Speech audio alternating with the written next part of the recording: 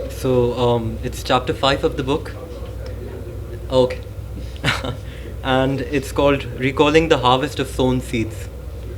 A week later, Roshanara sat on top of her world. She could see the courtyard bathed in the light of the new moon, its reflection shy after crossing the many obstacles, the box like tall houses, and the pigeon cages, thus only highlighting the contours of the objects scattered. Roshanara was always scared of heights, yet today, sitting on top of the eastern wall, she could only contemplate how cramped this area was. The objects which were no longer needed or did not have a place in the three cramped rooms found their residence in this haven. Roshanara could see her father in the middle, a frail skeleton on a single wooden bed, painted in cheap, glossy brown paint, numerous coats, several times. He preferred sleeping out in the open, in the dry hot spells of the summer. Roshanara encouraged her legs to the other side of the wall. She now looked behind with her legs dangling into the nothingness beneath. Pushing the rebellious locks of hair behind her right ear, her red bangles clinked. Jahanara's vermilion chiffon dupatta enveloped the shoulders of Roshanara in an innate affection. The heavy bundle of goods wrapped in the old bedsheet was tied around Roshanara's waist and left shoulder.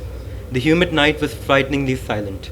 With great effort, she hauled the wooden ladder up and pushed it down the other side, using the wall which was a hurdle as a support. She blew a kiss to her sister, tears falling in a continuous motion. She bade her cage farewell and she stood on the first rung.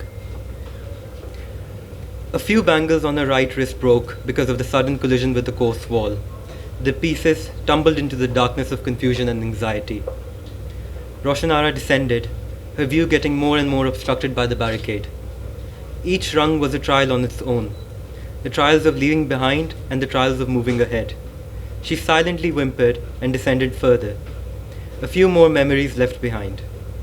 Roshanara could feel her bruised fingers oozing with drops of blood and sweat, making her grip weaker and painful onto the harsh wobbling ladder.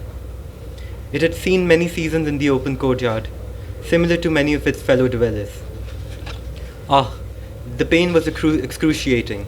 She could not determine what hurt more, her hands or her heart. She left behind moments of helplessness, love, self-pity, terror, and anger.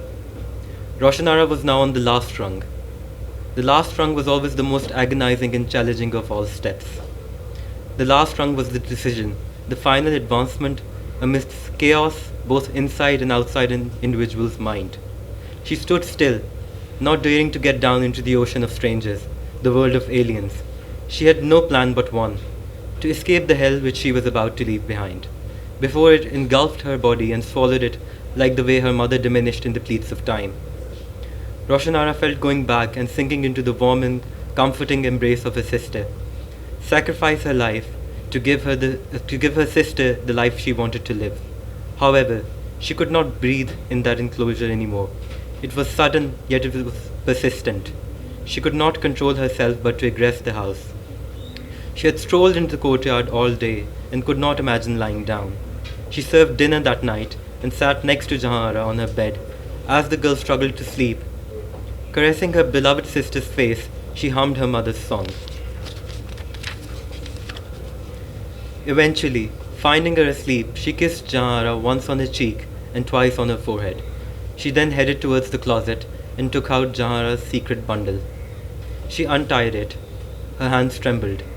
Roshanara chose a bright vermilion dress and red bangles, round gold earrings, microscopic, with a tiny ruby twinkling in each.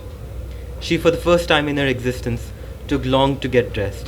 She made sure she looked as good as she could. She applied everything on her face, every piece of cosmetic Jahanara had stored in that bundle. Roshanara looked at herself in the small mirror, keeping the candle she had lit to avoid much attention close to her face. She could see her sister in her reflection. "Forgive me if you ever can, Jahan." She blew the flame. Roshanara had stepped down from the last rung.